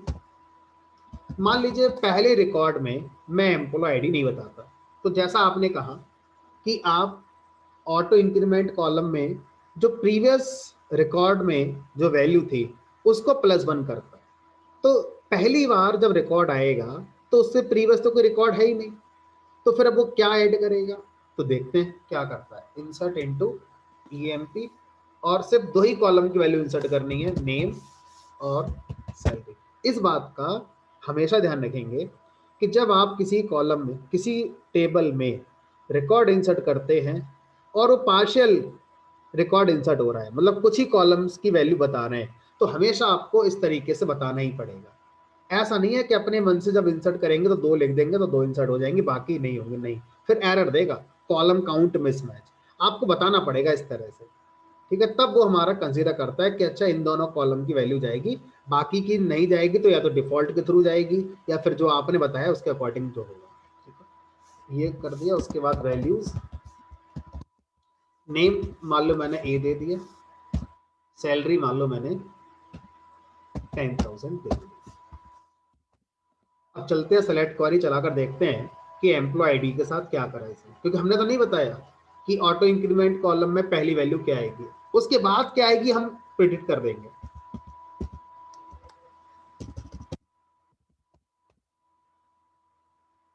इसका मतलब क्या होगा कि इसने डिफॉल्ट वैल्यू इंटीजर के लिए क्या मानी होगी, 0 मानी होगी, और फिर उसमें +1 कर दिया और आउटपुट क्या आ गया हमारा 1। अब अगली बार की तो पता ही है कि जब आप इंसर्ट कराएंगे और यहाँ B लिखेंगे और ये 20,000 है, अगली बार हमारा ये 2 आ जाएगा। तो अब आपका मन हो सकता है कि सर ये इंक्रीमेंट 1 से ही होगा, 2 से नहीं हो सकता, इंक्रीमेंट 3 से नहीं हो सकता, 5 से नहीं हो सकता। तो ये answer database to database vary करेगा। MySQL आपको अलाउ नहीं करता कि आप इसको कस्टमाइज कर पाए। ठीक है, लेकिन ऑरेकल में ये कॉन्सेप्ट है।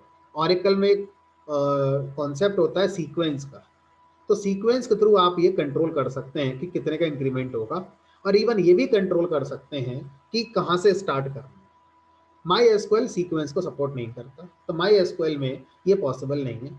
आपको जीरो से ही स्टार्ट होगा, यानी कि पहले रो में 1 से आपका auto increment column value insert करना शुरू करेगा, देन हर रो पर +1 होता जाएगा। आप अपने अकॉर्डिंग +5 नहीं कर पाएंगे, और ना ही आप ये कह सकते कि शुरुआत यहाँ से होनी चाहिए। लेकिन एक काम है जो आप कर सकते हैं, वो क्या?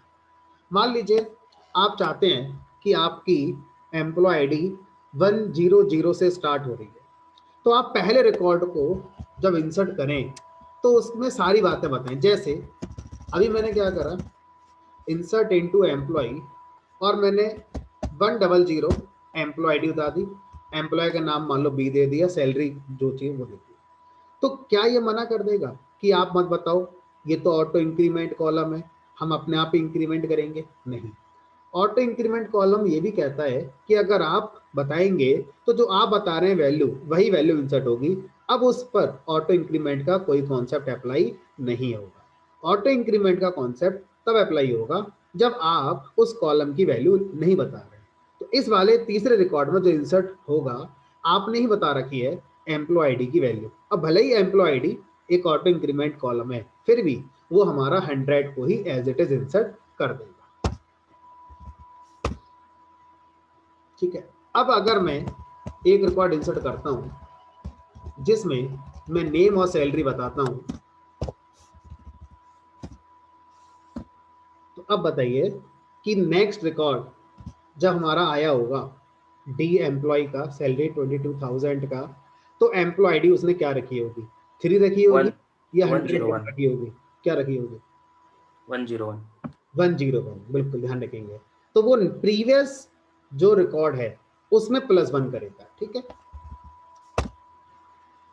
तो अब आप एक प्रॉब्लम का सॉल्यूशन तो कर ही पाएंगे कि अगर आप चाहते थे आपकी एम्प्लॉय आईडी 1 से शुरू ना होकर 100 से शुरू हो, तो पहले वाले एम्प्लॉय के लिए बता दो, उसके बाद अपने आप वो +1 करता है। +1 की जगह +2 +5 वाला कॉन्सेप्ट नहीं। ठीक है, तो वो यहाँ पर नहीं होता। चलिए, तो इस तरह से हम ऑटो इंक्रीमेंट कॉलम के कॉन्सेप्ट को समझ पाए कि कैसे हम ऑटो इंक्रीमेंट कॉलम पे काम कर सकते हैं। क्या क्या चीजें हैं आपकी जो डेटाबेस में रह जाती हैं, शुरू से देखते हैं। कॉलम, हाँ बोलिए। सर, हाँ बोलिए। ऑटो इंक्रीमेंट के साथ अगर डिफॉल्ट कोई एक वैल्यू दी जाए और हम लोग फर्स्ट रिकॉर्ड इंसर्ट कर रहे हैं, तो फिर वो डिफॉल्ट वैल्यू लेगा या फिर ऑटो इंक्रीमेंट की जो डिफॉल्ट है दैट इज 1 वो लेगा? ऑटो इंक्रीमेंट और डिफॉल्ट दोनों एक साथ आएंगे नहीं आएंगे, चेक करना पड़ेगा। क्या auto increment column default column हो सकता है? करके देखते हैं।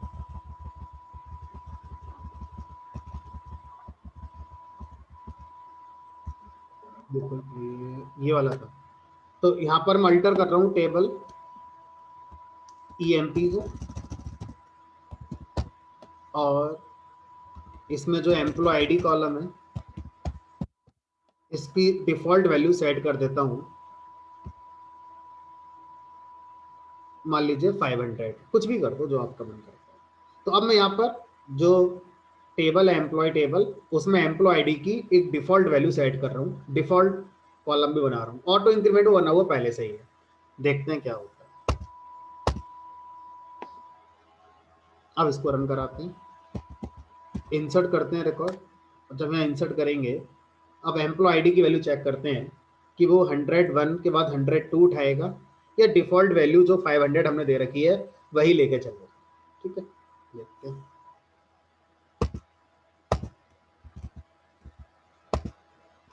डिफॉल्ट वैल्यू 500 लेके चल रहा है। उसके बाद फिर से मैंने क्या करा, रिकॉर्ड को इंसर्ट कराया। अब इसने क्या दे दी? एरर। क्यों? क्योंकि ये हमारा प्राइमरी कॉलम बना हुआ था ऑलरेडी, और अब इसमें डिफॉल्ट वैल्यू जब दोबारा जाएगी तो फिर से 500 ही जाएगी, तो क्या दे देगा फिर हमारा ये एरर। तो यानी कि एसक्यूएल को प्रॉब्लम नहीं है, आप ऑटो इंक्रीमेंट कॉलम को डिफॉल्ट कॉलम दे सकते हैं, बट आप इस बात का ध्यान रखिए कि जब अगली बार नया रिकॉर्ड इंसर्ट होगा तो सेम वैल्यू डिफॉल्ट वाली इंसर्ट करेगा, ठीक है।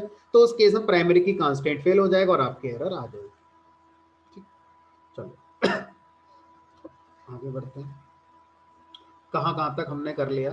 टेबल रीनेम करनी आ गई, कॉलम को रीनेम करना आ गया, टेबल को ड्रॉप करना आ गया, नया रिकॉर्ड इंसर्ट करना भी आ गया, ठीक। ऑर्डर वाइज हमने करना सीख लिया, ये रह गया। डिस्टिंक्ट कमांड हमारी रह गई अभी। तो डिस्टिंक्ट कमांड कैसे यूज होती है? वेयर क्लॉज हमने यूज कर ली। वेयर क्लॉज में ये 3 रह गए अभी, बिटवीन, लाइक और इन, ठीक है। ये 3 पढ़ने बाकी हैं। लाइक ऑपरेटर रह गया अभी, एंड और हो ही गए हमारे। ऑर्डर बाई भी हो गया, अपडेट कर लिया हमने, डिलीट भी कर लिया। कॉन्स्टेंट सारे हो गए, composite key, foreign key, check, default, auto increment, function, data MySQL के फंक्शंस रह गए अभी, डेट वगैरह रह गया, एनालिसिस रह गए, व्यूज, ज्वाइन, ठीक है। इन्हीं के भी इसमें एक क्लास और लग जाएगी, ठीक है। तो कोई छोटा मोटा टॉपिक अगर हो तो एक बार आज कर देते हैं पूरा उसे, ये वाला कर देते हैं।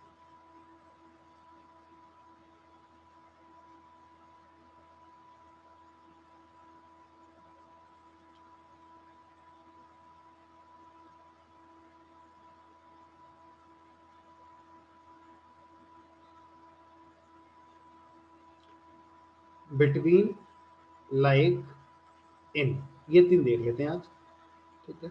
उसके बाद क्लास खत्म करते हैं। तो जब आप वेयर पे काम करते हैं तो उस समय के लिए ये हमारे बनाए गए हैं।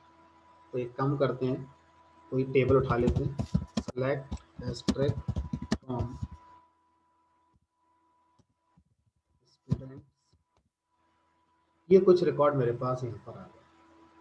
अब यहाँ पर मुझे यूज करना है बिटवीन, तो यहाँ पे लिखेंगे select asterisk from students where. अब मेरी रिक्वायरमेंट क्या है वो समझते हैं। मेरी रिक्वायरमेंट है कि वो सारे रिकॉर्ड्स फैच करिए, वो सारे रिकॉर्ड्स फैच करिए जिनका जो मार्क्स हैं वो 600 से 800 के बीच में लाई करते हैं। जिनके मार्क्स 600 से 800 के बीच में लाई करते हैं। तो कैसे लिखेंगे? Select asterisk from student where, एक तरीका तो ये है where marks greater than equal to 600 और marks greater than sorry less than equal to 800। तो इस कमांड के चलने से क्या होगा, सिर्फ वो मार्क्स आएंगे और नहीं एंड। तो इस कमांड के चलने से सिर्फ वो मार्क्स आएंगे जो 600 या 600 से ग्रेटर है, एज वेल एज 800 से छोटे। तो मुझे एक तो इस तरह से कॉन्सेप्ट है। अब इसी काम को हम और कैसे कर सकते हैं? यहां पर मैं लिखूंगा वेयर मार्क्स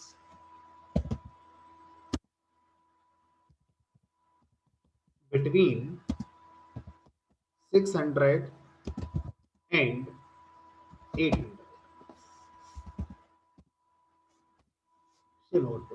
फायदा फायदा ये हुआ कि बार बार कॉलम का नाम लिखना नहीं पड़ा। एक बार तो यहाँ लिखा कॉलम का नाम कंडीशन बताने के लिए, फिर उसी कॉलम का नाम फिर से लिखा इफ की एक दूसरी कंडीशन के लिए। इसका फायदा ये होगा कि बस आपने एंड लगा देना है, दोनों वैल्यू बता देनी है, कॉलम का नाम एक बार लिखना है। तो यही काम जो हम लॉजिकल एंड के थ्रू कर पा रहे थे, यही काम हम बिटवीन से भी कर सकते हैं, ठीक है। तो बिटवीन का मतलब हो गया किसी भी कॉलम के पर्टिकुलर रेंज को फोकस करके हमें रिकॉर्ड्स को फैच करना होगा, तो हम यहाँ पर आसानी से फैच कर सकते हैं, ठीक। अब बात करते हैं इन हमारा कैसे काम करता है।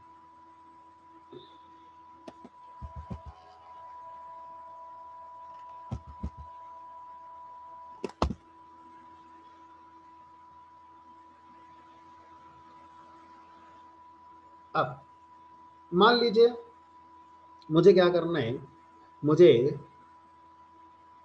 कुछ रोल नंबर्स दिए गए, मान लो मुझे 5 रोल नंबर बताए गए और मुझसे पूछा गया क्या इन पांचों में से कोई आपके टेबल में एग्जिस्ट करता है। तो जो मुझे बताया गया वो क्या, उसको देखो। तो एक बताया गया रोल नंबर मुझे 100, 101, उसके बाद 210, 211 और 500। ये मुझे 5 रोल नंबर दिए गए और मुझसे कहा गया कि जरा चेक करके बताओ क्या आपके टेबल में इन रोल नंबर पर रिकॉर्ड्स रखे हैं, और अगर रखे हैं तो लाकर हमें दे दो। तो ये कैसे करेंगे इस काम को, हमने कहा देखो यहाँ लिखेंगे select asterisk from students where roll number equal to 100 और roll number is equal to 101 और अब फ्रस्ट्रेशन शुरू हो गई, roll number is equal to 210 और roll number is equal to 211 और roll number is equal to 500। तो ये आपके पास 2 रिकॉर्ड मिले कि भाई जो आपने रोल नंबर बताए थे 100 रोल नंबर, 101 रोल नंबर, 210, 211 और 500, इन पांचों रोल नंबर में से सिर्फ 2 ही रोल नंबर हमारे पास डेटाबेस में एग्जिस्ट करते हैं, एक की डिटेल ये है और एक की डिटेल ये है। तो अब आप एक ही कॉलम पर जब इतनी सारी और कंडीशन लगाते हैं तो ये फ्रस्ट्रेशन ऑब्वियस है, होनी शुरू हो जाती है। तो इसी को कॉम्पैक्ट करके हमें इंप्लीमेंट करने को इन ऑपरेटर मिला हुआ है। इसी काम को मैं इन से कैसे करता हूँ वो देखो। वेयर रोल नंबर इन, उसके बाद ब्रैकेट में लिखेंगे 100, 101, 210, 211, 500 से आउटपुट आ रहा है। तो जब आपको एक ही कॉलम, ध्यान से समझो, जब आपको एक ही कॉलम पर मल्टीपल कंडीशंस अप्लाई करनी है तो आप लॉजिकल एंड का यूज करते हैं, लेकिन आपको कॉलम का नेम बार बार लिखना ही पड़ेगा। लेकिन आप इसकी जगह पर एक अल्टरनेट अप्रोच यूज करते हैं बिटवीन। दूसरा केस क्या था, जब एक ही कॉलम पर लॉजिकल और बार बार आपको लगाना है, जैसे ये लग रहा है, तो इसका जो शॉर्ट हैंड दिया गया, इसका जो अल्टरनेट दिया गया, दैट इज इन ऑपरेटर। ठीक है, तो इस तरह से हमारा बिटवीन और इन ये हम सिलेक्शन करते हैं जब किसी एक ही कॉलम के बेस पर रिकॉर्ड्स के लिए, तो उस समय करते हैं। एंड के अल्टरनेट हो गया बिटवीन, लॉजिकल और का अल्टरनेट हो गया हमारा ये। बट इस बात का ध्यान रखना कि अगर आप कहते हैं कि वेयर मार्क्स ग्रेटर देन 100 हो, 600 हो एंड रोल नंबर ये हो, तो फिर हमारा बिटवीन काम नहीं करेगा। बिटवीन तभी काम करता है जब एक ही कॉलम की एक से ज्यादा वैल्यू को आप कंडीशन में लेकर आ रहे हैं। सेम यहाँ पर जब एक ही कॉलम की अलग अलग वैल्यू के बेस पर आप अपना क्राइटेरिया बना रहे हैं तो इन काम करेगा। ठीक है, अब लास्ट और ये क्लास खत्म करते हैं। लास्ट है हमारा लाइक। जो लाइक है हमारा, ये कैसे काम करता है। ठीक है सर, हाँ बोलिए। रियल सिनेरियो में कैसा होता है, मतलब हमारे पास जो डेटा होता है वो मतलब ऑलरेडी गिवन होता है, मतलब कोई भी, और हमें ये ऑपरेशंस करने रहते हैं। हाँ, डेटा हमारे पास ऑलरेडी गिवन होगा, तो मोस्टली डेटा हमारे पास गिवन होता है, हम डेटा को बनाते नहीं है, हमें उस डेटा के अंदर से जो कहा जाता है उसको ढूंढना है। तो इसका काफी यूज होता है ना। जैसे कोविड का डेटा मेरे पास मान लो पिछले 1 साल का डेटा रखा हुआ है, अब मुझे उस कोविड के डेटा में से पर्टिकुलर चीजों को ढूंढना है, तो ढूंढने के लिए मतलब यही यूज होगा, सेलेक्ट एस्ट्रिक सर्चिंग वाला काम यही होगा। अब किस बेस पर ढूंढना है वो वेयर कंडीशन लगेगी। वेयर जो मैं देखना चाहता हूँ वेयर के थ्रू कंट्रोल कर सकता हूँ। Where age is greater than this, तो मेरे पास अगर कोविड का डेटा अवेलेबल है और मुझसे ये कहा जाए बताओ जिनकी एज 45 से कम है वो उनका पॉजिटिविटी रेट क्या है, तो आप क्या करेंगे, select asterisk from COVID where age is less than 45।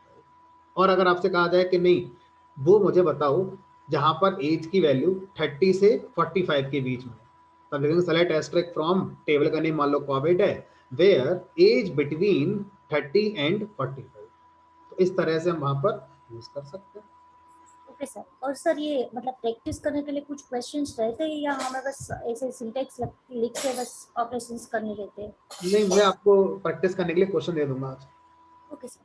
ठीक है मेरे पास कुछ क्वेश्चन, अब उसमें कुछ ऐसे भी होंगे जो शायद अभी आप ना कर पाए क्योंकि काफ़ी चीज़ें अभी रह गई हैं पढ़ने से, और काफ़ी ऐसे भी होंगे जो हो भी जाएंगे। ठीक है, तो मैं आज अभी क्लास के बाद आपको इसके असाइनमेंट शेयर कर दूँगा। चलिए अब बात करते हैं लाइक की। तो लाइक का कॉन्सेप्ट होता है कि जैसे हमने पाइथन में रेगुलर एक्सप्रेशन पढ़े थे उसी तरह से कुछ हमारा ये रेगुलर एक्सप्रेशन की तरह ही काम करता है। ठीक, तो एक एग्जांपल लेते हैं। मुझे इन रिकॉर्ड्स में से वो रिकॉर्ड्स फैच करने हैं जो मान लीजिए हमारा एंड होते हैं यू के साथ। तो एक रिकॉर्ड इसमें और इंसर्ट कर देते हैं जिससे कि मैं आपको जल्दी समझा पाऊँ। इंसर्ट टू स्टूडेंट्स वैल्यूज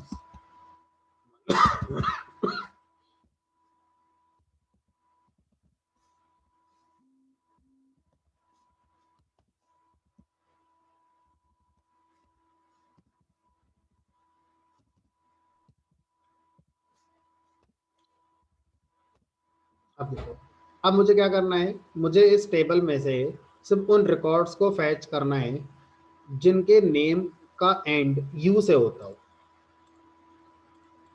ये नहीं चाहिए अब यू से पहले कुछ भी आता हो, कितने भी लेटर आते हैं। तो अब ये कैसे करेंगे, तो यहाँ लिखेंगे सेलेक्ट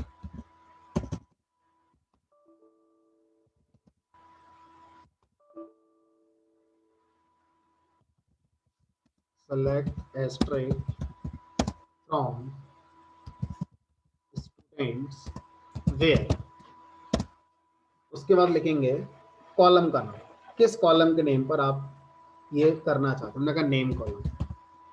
उसके बाद लिखेंगे लाइक ऑपरेटर। तो लाइक एक ऑपरेटर है जो कि सिंबल से नहीं दिखाया जाता, एक कीवर्ड से दिखाया जाता है। तो लिख दिया मैंने यहाँ पर where name like.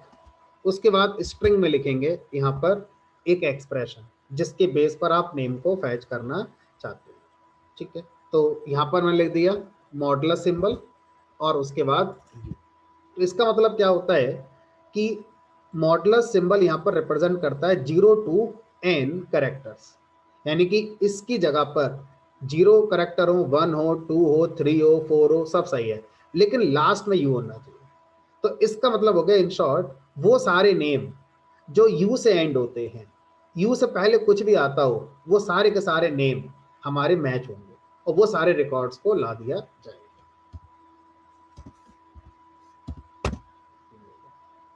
Sonu, Monu, Chintu, Pintu. और अगर मैं यहाँ पर देखूं जिनके लास्ट में वाई आता हो तो यहाँ पर क्या लिखेंगे।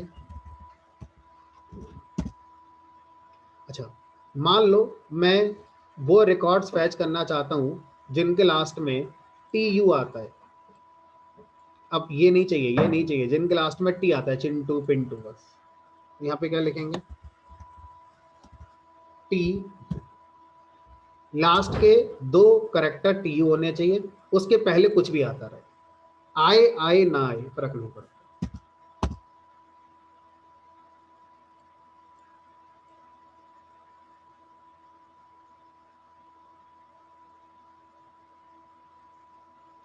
ठीक, अब मान लीजिए इस बार मैं ये चाहता हूं कि वो सारे रिकॉर्ड्स फैच होकर आ जाए, ध्यान से समझना, वो सारे रिकॉर्ड्स हमारे फैच होकर आए जहां पर पर्टिकुलर पोजीशन पर कुछ आता हो, जैसे सेकंड पोजीशन पर आई आता हो, यहाँ पर आई आ रहा है, यहाँ पर आई आ रहा है सेकंड पोजीशन पर, उसके पहले कुछ भी आता रहे, उसके बाद कुछ भी आता रहे, पहले कुछ भी आए बाद में कुछ भी आए, तो कैसे लिखेंगे? तो लिखेंगे select asterisk from student name like underscore. Underscore क्या करता है? किसी एक करेक्टर की बात करता है, कोई भी करेक्टर हो सकता है, उसको लिख दिया मैंने आई। इसका मतलब है वो सारे नेम मैच कराओ जिसकी फर्स्ट पोजीशन पर कुछ भी हो, लेकिन सेकंड पोजीशन पर आई होना चाहिए। उसके बाद अगर मैं अंडरस्कोर लगा दूंगा तो इसका मतलब है कि ये 3 करेक्टर का होना चाहिए, पहली करेक्टर पे कुछ भी, दूसरे पे आई और तीसरे पे कुछ भी नहीं। अब आई के बाद चाहे कितने भी करेक्टर हो, 1 हो, 2 हो, 3 हो, 4 हो, कितने भी हो, फर्क नहीं पड़ता। तो यहां पर हमें क्या लिखना होगा? फिर लास्ट में मॉडुलस लगा देंगे।